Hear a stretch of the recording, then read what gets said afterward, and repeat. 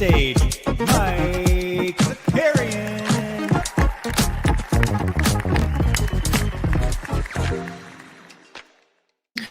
Oh boy, oh boy, oh boy, oh boy. What's going on, everybody? Welcome back. Listen, I told you a couple hours ago that if stuff got real, we were going to jump on. And it was, pretty quiet. The first half hour of free agency, nobody was doing anything. We're like, oh, Dorian Finney-Smith, Jake Laravia. That's the kind of stuff we were doing. And then Shams was like, I'm seeing your tweets. I'm seeing what you're doing. I'm seeing you call for Woj. And then we got hit with just a guys, listen, we get a double Porter drop. We're the Porters. We share the crowd of up and down performers. Throwing things in buzzer beater corners. And one of us is playing for the Warriors. We're juniors and we're the Porters. Also, just real quick, bro-in-law Shane in the chat. Let's go, Shane. All right, this is what we got. We got Michael Porter Jr. He's gonzo from the Denver Nuggets. Just happened right now. Denver Nuggets are trading MPJ and an unprotected 2032 first round pick to the Brooklyn Nets for Cam Johnson, for Cammy Johnson, kid. That dude, wild, just wild stuff. The fact that Brooklyn, everybody was giving them a ton of guff, right? And rightfully so. They drafted, like 75 first-round picks there, and then they go out there and they're making a move right now to just pay somebody, right? That's like one of the key aspects of this. Brooklyn, one of the few teams that actually had room to spend some cash, and so they are now doing it. They are now going after it. They're going to spend, just like, hey, Michael Porter Jr., come on over here. What does MPJ have? Like 2 years left? Weisberg's in the chat right now, so there you go. Weisberg will tell us. Weisberg, are you bored? If you want to jump on, I'll send you a link.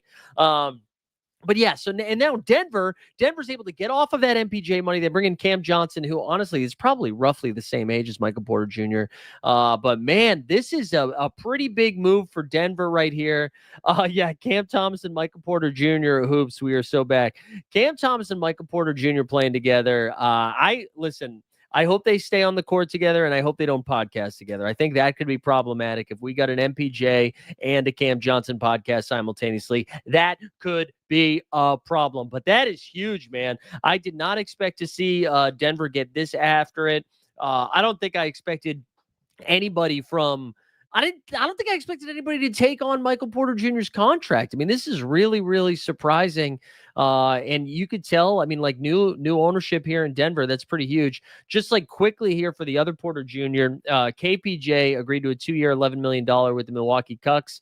So he's staying, whatever. I don't really care about that. Ty Jerome, Memphis Grizzlies. Bye, Shane. Thanks for hanging. The Memphis Grizzlies continue to be the best team at getting the best backup point guard in the league.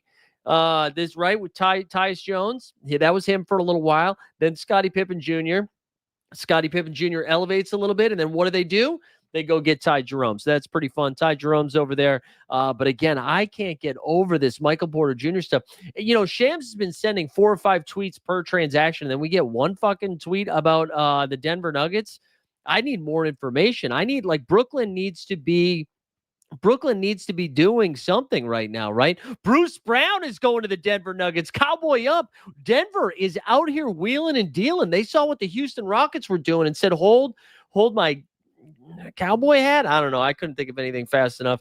But so they now add Bruce Brown, which is some much needed depth to this team, and they get off of that too. Yeah, Bruce 60K Brown. We got Weisberg here with some excellent lighting here. Mike, lighting is not great. I can move to a different spot. No, nobody's tuning in for the looks. You know what I'm saying? Mike, what's going on, dude? How are we doing?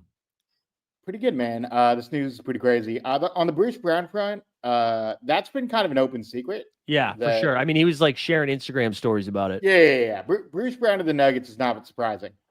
MPJ getting traded is super surprising. The crazy thing about that to me, outside of the contract, is MPJ was really close with the Cronkies.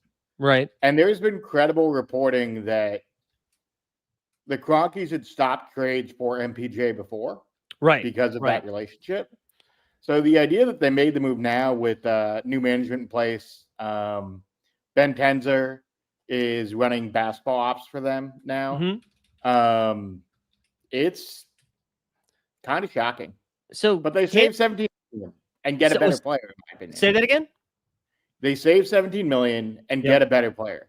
I would take Cam Johnson any day of the week over MPJ. Yeah, I mean, I think like Michael Porter Jr.'s ceiling is higher than Cam Johnson, but the risk is way, way higher, right? I mean, the injury risk, the defensive risk, like you definitely get a much better or much more consistent defender in Cam Johnson. I don't think like, oh, well, that's not true. We've seen Cam Johnson go for like high 20s before, but you're right. I mean, I think the money is a pretty big deal, right? So he signed a 4-year, $94.5 million contract with the Nets. So how much longer is that through? Do they have that for? Let me pull up Spotrac while we're talking. That's what I was trying to do too. The difference is 17 million. Yeah, so you can tell so many people are trying to log into Spotrac right now because I'm just getting the wheel of death every time I try to get in there. But to save that kind of money, the injury risk is real. Also, just like the Porter risk in general. I mean, I can see him rubbing people the wrong way. Abel Kane in the chat was saying I was concerned about the psyche of Joker if nothing changed around him. Yeah, I mean, I think this is pretty huge. We also got another. I want to focus a little bit more on Denver as we continue to go. But Kevon Looney to the Pels, huh? Yeah, Looney, dude. The Pels are just snorting that coca. Like, listen, I know they don't have a lot of bigs right now because it was basically Zion. I guess you consider Queen a big now too. Carlo Matovic, and then our guy Yves Missy. But now they get Kevon Looney, which I don't know, maybe that's Golden State just opening the doors here to go get Al Horford. I mean, I think for Denver, Horford's a real possibility. Yeah. At this point. Allows them a real backup big. And because they haven't really had that in the Jokic era in the last, 3 years? It's been DeAndre Jordan the last 2. And DeAndre Jordan. Sorry, go ahead. Has it just been DeAndre the last 3 years? Yeah, but DeAndre Jordan, then like just hoping the ghost of Zeke Naji can get it done, you know? Yeah. By the way, I got into Spotrac, so I'm going to pull this up now. It is moving super slowly, though. Yeah, we're not the only ones on Spotrac. There's some breaking news for you. Shocker.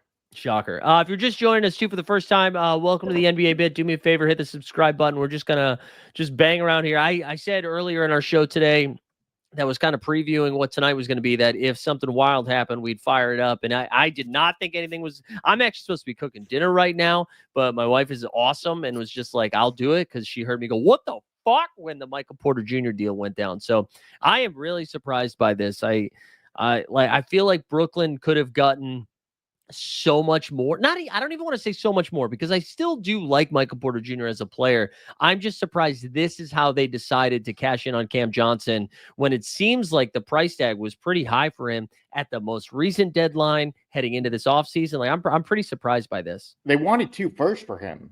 Right. And they did get an unprotected first, and it is far enough away that I do like that. I like that it's deep into the future and not like 2 years from now, you know? Agreed. And on the Porter Jr. contract, since Spotrac is being messy, I did find it real quick via Twitter. 38.3 this year. Okay. And then next year at age 28, 40.8. 40.8. Okay. And then he's expiring. Yeah. That's a whole lot of Porter Jr. and Cam Thomas for me, personally. So I'm not. Is Porter Jr. the number 1 there? yeah, fuck yeah, man. Probably Cam Thomas, Zaire Williams. Like, dude, I don't even know. Day'Ron Sharp came back. Like, that is gonna be. Look, they drafted 5 guys, 5 creators. They're gonna get time. Like, I'm sure Ace Bailey wish he went to Brooklyn. He could be playing 45 minutes, taking every shot he wanted. Ace Bailey and MPJ in the same locker room. Oh boy, that would be. Well, I want to say our guy Nate in the chat. Shout out Nate. Nate said they legit traded one guy who doesn't pass for another guy who doesn't pass. I'm not mad at that take. I do like. All right, let's just basketball alone. Let's forget about the money for a second. Is it like, how much of an upgrade is this, do you think, for Denver? I think the difference to me is Cam Johnson's a better defender Yeah. than MPJ. And given their point of attack defense issues, having both Brown and MPJ sign just upgrades them immediately, like up and down that roster. They are going to have to pay Christian Brown, and this is certainly going to help. Yeah. Because Christian's looking at 30 million plus or 25 to 30 million plus. Yeah. So that certainly helps. And then otherwise, like, they can make some moves on the edges. Like, do we think Julian Strawther stays? Are they going to try to deal Zeke? I love Strawther. Or who's the Peyton Watson, Julian Strawther, Hunter Tyson. They still got old dude who's like 38. Saric? Oh, DeAndre Jordan, Darius Saric? Yeah. If they can get off Saric and Zeke, A+ offseason. Yeah, here's breaking news. They're not going to get rid of either of those guys. Nobody's taking on. I know he's taking on Zeke. Dario Saric, I think, was a player option too. I don't think anyone's like, man, if we just had Dario, if we just had somebody with a light mustache and hair that's just kind of always all over and the only place. plays 35 games a year. Yeah, no, it's not happening. But I really do like this move for Denver. If anything, like. They definitely didn't get worse. I do think they got a little bit better. I think adding Bruce Brown, obviously, I think is a really good move for them too. But just vibes-wise, this feels like a thing that maybe needed to happen. And now, like I thought Russ, when he opted out, I thought Russ was going to come back. And it's now pretty clear that Russ is not going to be coming back. It sounds like he's going to be lining himself up either with the Kangs or the New York Knicks, most likely the Knicks. But Knicks are also interested in Jordan Clarkson. Yeah, and Cole Anthony now. Cole Anthony, who was sent to Memphis, is now been reported to be bought out, which I'm not really a huge Cole Anthony guy, but if he's going to land anywhere, I do like the idea of him landing with the Knicks. It seems like the Knicks are like, what if we could get somebody that could score 25 points, not per game, but in a game 4 or 5 times a year, while also playing no defense. And that is Jordan Clarkson, or maybe not Russ. Russ plays a little bit of D, and then Cole Anthony. But those are those guys. Yeah, I just think for the Knicks, like, they still don't even have a head coach right now. Like, no, sounds like it's going to be Mike Brown, though. Mike Brown, culture setter. And the other thing with Mike, and I saw Jake Fisher saying this earlier today, so I'm not taking credit for this take, but it's a good take. Part of the issue with the Knicks is the head coach is the main guy who communicates everything for the Knicks because management doesn't talk and ownership doesn't talk. So having someone like Mike Brown as your leader, for lack of a better term, in all senses of the word, like, that's huge. Like, to me, there'd be a big difference between Taylor Jenkins press conferences and Mike Brown press conferences. For sure. And for what the Knicks need right now, he's perfect. And offensively, Mike's a genius. Like, one of the keys to the 2022 title for the Warriors was offensively, Mike did some different things with spacing, and defensively, he was their defensive coordinator. He was the one that basically attacked the Celtics in that 22 finals. So, like, to me, I think it'd be a big win for them.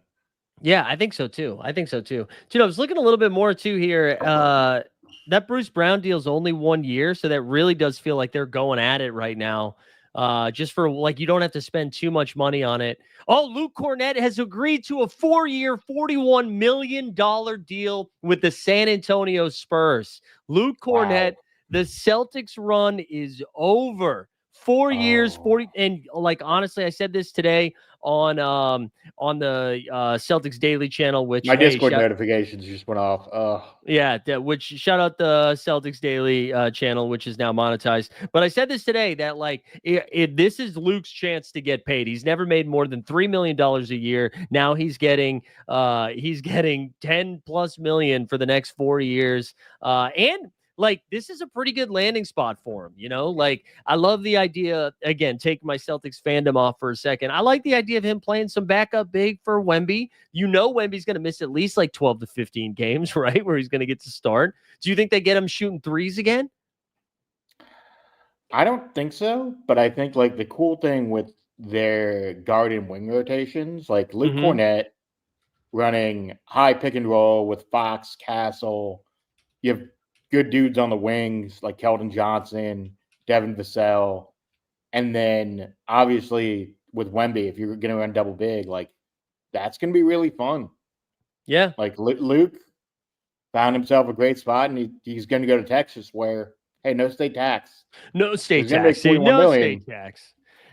This is, a little problematic for the Celtics here, just to say, like, if Al Horford does decide to go play in a more competitive environment, whether it's the Knicks, the Nuggets, the Golden State Warriors, who have all shown some interest, now the Celtics are like, and they did not really draft a big. I know Amari out of the UK, both of the Kingdom and the University of Kentucky, is technically a big. I don't think he is like, I'm going to start NBA games big yet. That's like Nehemiah Kita. Xavier Tillman technically still under contract, or is he off the books?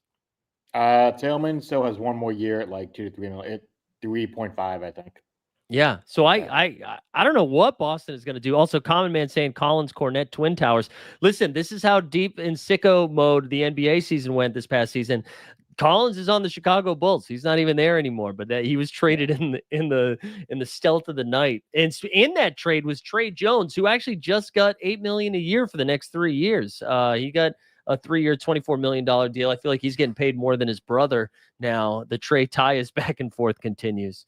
But man, I am really happy for Kornet, because I do think he played well enough to earn himself some money. And I also think it's just indicative to where we are right now in this current like NBA, where like bigs are a little bit more valued again. And like we saw B-Ball Paul, when Paul Reed's deal was announced with the Pistons, that's when I knew Luke Kornet was probably not playing for the Celtics. Paul Reed got 2 years, 11 million. So he got non-taxpayer made level money, basically. Yeah.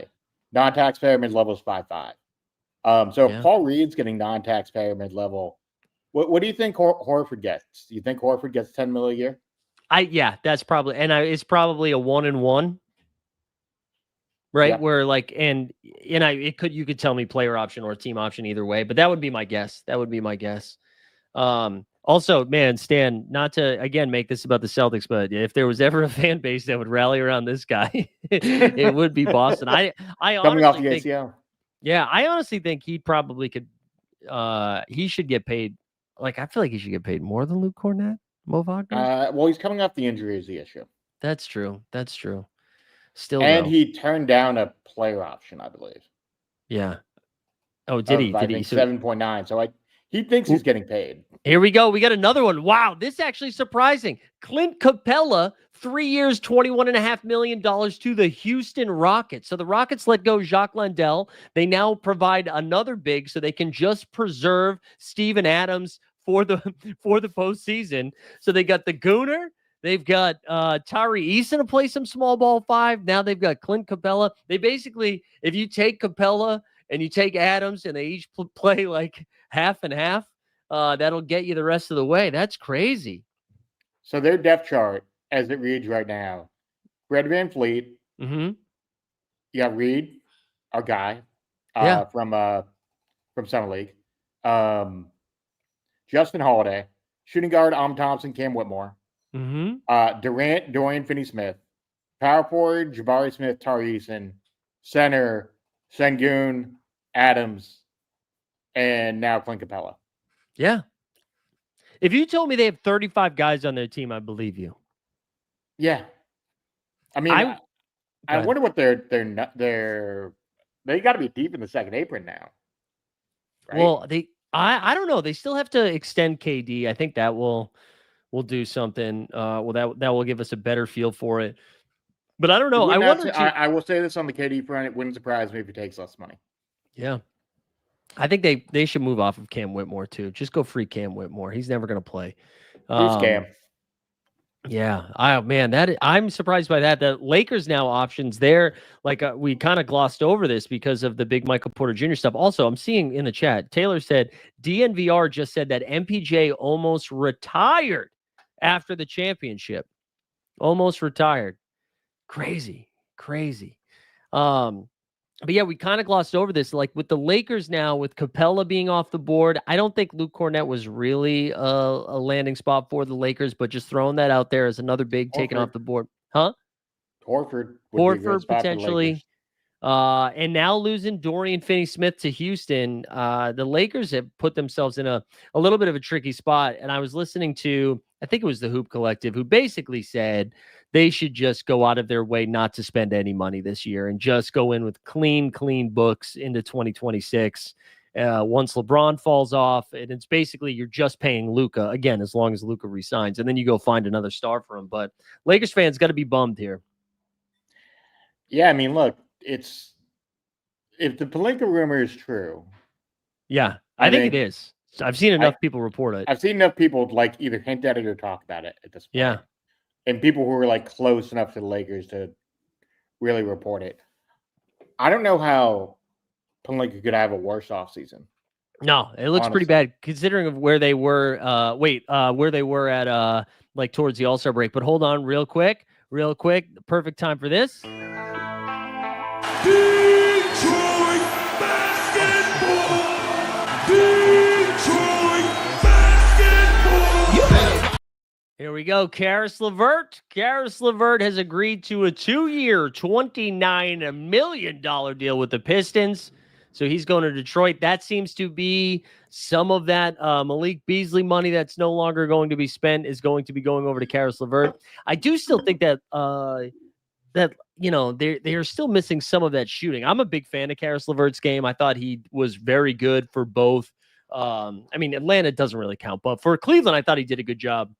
But I do think that still leaves some 3-point shooting to be desired, right? So to me, that says two things. One, like, makes sense that Detroit would do that, particularly with Beasley off the board. The other part about this is they were rumored as a spot for Nickeil Alexander-Walker. So you and I talked this morning about, I'd heard him going to the Hawks. I think that's where he's going. Yeah. All right. I like it. I'll be intrigued to see what the number is. If it's full mid-level for him, then we're talking somewhere in the range of like what, 14, 15 million for 4 years. Like that would be significant. Yeah, that would be pretty big. DNVR saying MPJ, not planning on playing past 30. Wow. DNVR, when did they get that info? You know what I'm saying? When did they get that info? That's interesting. Also, Tesla in here. Tesla, thank you for that. Thank you for that. He's trolling. He is trolling. That's a good callback, though. Appreciate the callback. Yeah, stay on the fucking dick. I'm trying to think. Any Ty Jerome thoughts? Jaren Jackson Jr. extension thoughts? He got basically the max. Anything that was bad? Ty Jerome to the Grizzlies is just interesting. Like, yeah. Another undersized guard on that team. Like, you really needed that with Ja. That Ty Jerome, Ja backcourt really striking fear into people. Mm-hmm. As far as other, and by the way, the Triple J side of it, I think, is really compelling. They're basically going all in on Ja and Triple J and being like, these are the two guys who are going to build around everything else. It kind of is what it is. Right. Otherwise, like, nothing out here really has been super, super surprising. Like, has anything surprised you in terms of? I was surprised that the Cavs took Sam Merrill over Ty Jerome. I knew they were going to get one of them. I thought it was going to be. The other way around. That surprised me. Obviously the Michael Porter Jr. trade was pretty surprising. Sure. But the Jaren Jackson Jr. stuff. I mean, I saw a lot of people being mad because they just like. They really are frustrated with rebounding or whatever it is. But I think he falls to me. Jaren Jackson Jr. falls in like the Jaylen Brown, the Jalen Williams category, where it's going to be the second guy that it's going to feel like an overpay. But those are the guys that you have to overpay, So I just put him in that category. But other than that, no, I'm surprised by the Capela. I did not see Capela going to Houston. Honestly, if you told me before this morning that Dorian Finney-Smith was going to Houston, I'd be very surprised by that too. The Pelicans, whatever. I don't know what they're doing ever with Kevon Looney. But, and then Kornet going to San Antonio. I did not have him on my – I thought it was the Clippers. I thought the Clippers were going to be the ones in the league. Clippers and San Antonio were the two teams that were rumored. 41's a lot of money for him. What do you think the Celtics do at this stage? As far as center goes, because the pickings are getting real slim at this point. Dude, I don't know. Like, that's what I'm saying. I don't know. I really do think now, if you're Amari, is it Williams? The rookie? Oh, yeah. Yeah. If you're the rookie that just got drafted, you're probably like, hell yeah, man. If I have a good summer league, I'm the starting five. Because seeing Luke leave makes me actually think that Al probably leaves too. Because I would like to believe, or no, I wouldn't like to believe, but just I would assume that Al probably does not want to be playing, 82 games a season at like 28 to 32 minutes a game, right? Like, I don't think that's the role he wants at this stage in his career. No. I don't think he wants to be like, oh, we got in as a 5 seed. We'll see what happens. So I don't know, man. I couldn't even tell you the other bigs that are still available. I got excited at the idea of Day'Ron Sharpe, and then he re-signed. Stan Love said Brook Lopez in the chat, but I do think Brolo is actually going to be going to the Lakers. That's like their last ditch effort. Imagine I don't know. if What do you Brolo think? doesn't. Say that again? And Luke is stuck with like guys from the second round as his center, similar to the Celtics. Well, what do they do with DeAndre Ayton? Like, where do you think he actually lands? I don't know. I've heard some Knicks stuff.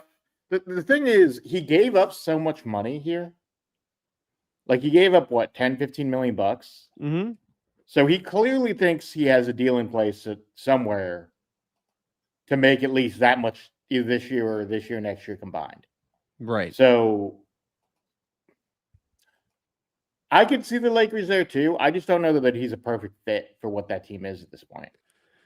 Yeah, I don't know how long term it is. I do think if he's just saying like, because I think Jordan Clarkson to a much lesser extent is going to do something similar where it's like, just give me a 1-year deal. Let me cook and then try to raise my value. So I could see Ayton being open to that, being like, you're going to give me 14 million. Let me play next to Luka. Let me get into the playoffs, average 16 and 12, whatever, and then go from there. I'm seeing regulators saying Big Dick Nick Rich. He is available for trade. I don't know. If Boston is doing that, it makes me uncomfortable. Dude, and Borland, just going with the young guys at that point. You will say that again? Just starting a Myers Kata out 100% for like 20 minutes a game and 5 fouls. 100%. I'm with that. Borland saying Luka Garza. Luka Garza is a free agent now. He would be intense. I would take that. Quick note on Kornet. So he made, for his entire career, he had made 14.1 million. Yeah.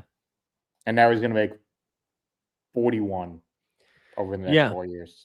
Awesome. That's what I mean. I tweeted this out where I'm like, my fandom is bummed out, but I'm happy for the dude. I mean, he was due. I thought he played well. And there again on that Celtics Daily channel, it was pretty mixed where some people were like, he only showed up against trash teams, which I'm like, I think for what his role was this past season for the Celtics, where he comes in as like an energy big that, can defend the rim a little bit. He's not going to score. Like all of his buckets are rim running, right? That were like putbacks. That's all he's doing. I thought he, like, if he's your backup big, I think you're in a really good spot, right? Like, I don't know how many other backup bigs you would take, like Naz Reid for sure. You put Mitchell Robinson on that category.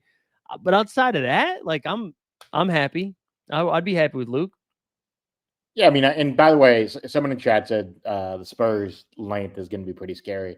Yeah, man, like they have 3 legit 7-footers on the back line. They have really, really long wings. And Steven Castle, man. Steven Castle and Dylan Harper is a fun guard duo. And they still have De'Aaron Fox. Like, yeah, they just got dudes. It's going to be fun. I mean, I wish they were in the Eastern Conference because I think they'd be like a 3 seed. Who do you like more, Houston or San Antonio? Houston. Yeah, Houston for sure. I think Houston's never putting a bad player on the court. I don't think. Like, you've got your starting 5 right now, most likely Fred VanVleet, Amen Thompson, whom I figure Jabari Smith Jr., Kevin Durant, and Sengun, and then your bench now is fucking Steven Adams, Tari Eason, Clint Capela.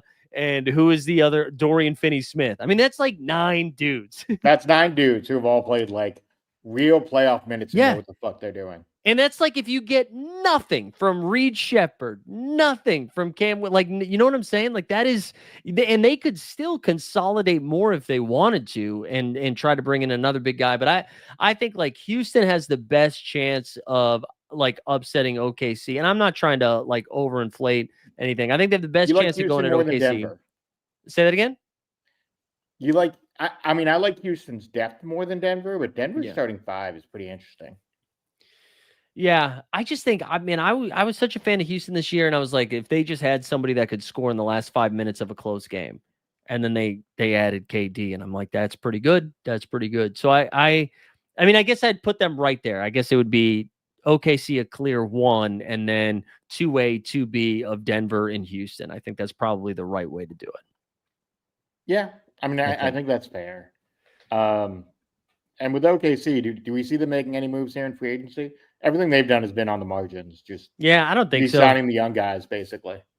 I don't think so. That's probably I don't even think they have rooms, like, unless they wanted to make a big trade. But I think if they were going to do something, we would have seen that during the draft. That seemed to be the move that they were going to make. And I mean, their move is the fact that Nikola Topic is playing in summer league and is going to be ready to go. And the reports coming out of OKC is like they are very excited about Topic, and that's crazy that they get to add somebody like that. That's basically adding a top 10, top 12 pick to your team. Yeah, look, Nikola Topic, for those that don't know, was incredible in EuroLeague 2 years ago, before he tore his ACL. And I've seen some reporting from OKC people that's basically like he's a mix between like a taller Chris Paul would be the way to describe him, like a pass first point guard, but has pretty good defensive instincts. Yeah. And like he's not as good of a shooter. So who would you call like a mediocre point guard shooter? Just like Josh Giddey. Well, yeah, I wouldn't say Josh. So Giddey's a poor shooter. Like Topic, not anymore, baby. Not anymore. He was like shooting 50% from 3 the second half of the season. All aboard the Giddey train. We got to be careful. Be careful. Be careful. Hey, our guy Zach in chat. Love to see it. Yeah. Kweissenberg, he's here. Tesla was saying, wait, why Denver won't be all of a sudden again? I mean, yeah, I think it's a joker bet plus the fact that they were, well, along with the Pacers, the closest team to give OKC problems. And now they, swap Michael Porter Jr. for Cam Johnson and add Bruce Brown. I mean, I think that's like a clear upgrade. Even if you call Cam Johnson and Michael Porter Jr. a wash, I think the Bruce Brown addition is pretty nice, right? Agreed. Sorry, I just saw some breaking news. I shouldn't even say breaking, but Grant Afseth from Dallas Morning News. So a lot of the stuff that he put out there 4 hours ago has come out to be right. He said, ahead of free agency, league sources tell me there are some outcomes with building momentum. Nickeil Alexander-Walker to Atlanta, something we think is going to happen. LeVert to Detroit, Ty Drum to Memphis, D'Angelo Russell to Dallas, Horford to the Warriors. Some additional info that he just put out in the last minute. Some additional deals were pretty widely expected to be focused on centers, like Luke Kornet leaving for the Spurs and Kevon Looney landing with the Pelicans. I've been told that Kornet's Celtics departure won't impact Al Horford landing with the Warriors, but it is something to monitor. Okay. Mike, listen, I'm going to be honest. You said a lot of stuff there, and I feel like it's everything we had already talked about. And I kept waiting for the news part of that to come out. Well, the news here is that Kornet doesn't impact Horford. Yeah. Like, for Celtics fans who thought that, maybe you have a real shot at keeping him, it seems based on the reporting that the Warriors are going to pay Al a significant amount of money. Yeah. So, unfortunately, I mean, it sucks. Yeah, I think, again, if the Celtics were a competitive team next year, I do think it changes things a little bit. And again, I Celtics fans will be mad. They'll say they will say they will still be competitive, and that might be true. But I do think there's a difference when you go into a season as like a title favorite or at least an Eastern Conference finalist lock versus like maybe we get home court advantage in the first round. And I was saying in a different video where I was like, I feel like the Celtics ceiling really is a second round exit. And people are like, why are you shitting on them? I'm like, that's top 4 in the East. Like, I think that would be a pretty impressive season from them if they finished. Because again, Orlando's coming, Atlanta's coming. Like those teams are going to be a little bit better. The Knicks are still going to be there. The Cavs are still going to be there. Giannis is still fucking Giannis. Like I think the East, it's not good, but it's not like it's a trash. At least at the top, it's not trash. Do you think they're going to full on tank this year? I don't think they will tank, only because I just think Missoula would have a seizure if that happened. Like I just can't imagine him going into tank mode. But I won't be mad if they do it. I just still think they are too talented to lose, 55 games. Yeah. I mean, I could, depending on Jalen's health, if Jalen has some health stuff with the knee, they may just go into full on tank mode and go from there. Given how good this draft is and AJ Dybans. I saw Zach in chat. Did you all do Detroit / LeVert here? Yeah, a little bit. We like it. It's just that I think they need to get another 3-point shooter. I was just saying, like, it seems like they used some of that money that they would have used for Beasley on Caris. And I do. I'm a LeVert fan, but it's not the 3-point shooting that you're probably looking for. Yeah, 100%. And like, they probably need another ball handler too, frankly, because Beasley acted as a secondary ball handler with the Ivy injury. So like, I wonder if they're going to sign another guard / wing. Consigliere, we've talked a lot about this MPJ trade. No, it was good. That was a good bit by him. We somehow was like, oh, dude, is Nehemiah Skeeter or Xavier Dillman the guy this year? Let's see. Is there anything else? It seems like Shams is always Brolo. Okay, Brolo going to a Los Angeles team. It's not the Lakers. It's the freaking Clippers. Zubac no fucking way. And Brolo. So Zubac signed a 2-year, $18 million deal. That means Bobby Portis season, baby. But I do think that is a pretty good move there by the Clippers to give Zubac a little. They were really relying on Big Z a lot, and they had no other sort of answer. I like that it's like a different flavor of big for the Clippers too. And assuming that Norman Powell's not going to be long for the Clippers, to add in some sort of shooting, I think is pretty solid. And I do think this puts Milwaukee firm in the DeAndre Ayton sweepstakes. Milwaukee for Ayton feels like a great fit right now, but yeah, I guess the other bit for the Clippers, now they have like a real backup big to Zoo, which I love. And, relatively speaking here, like, I like him as a spacing big given what they have. Do we think Norm Powell stays, I guess, would be like the question.